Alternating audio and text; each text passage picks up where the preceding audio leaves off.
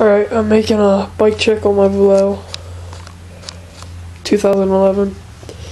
It has Vise, front forks, 303C or C303 rim. I'm not sure what type of hub that is, or the stem.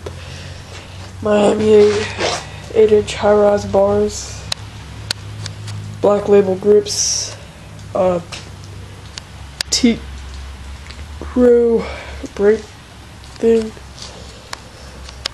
a black label seat, black label pedals, some crappy crank, KMC white chain, a 25 tooth front sprocket, 9 tooth back sprocket,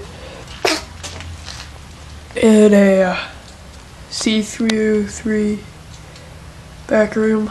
I'm not sure what type of tires they are.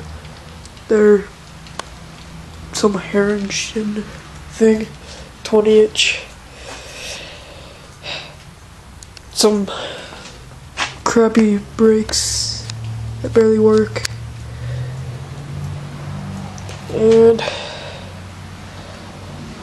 I'm probably gonna make another bike check on this bike when I get my new parts. It's gonna be teal and neon orange.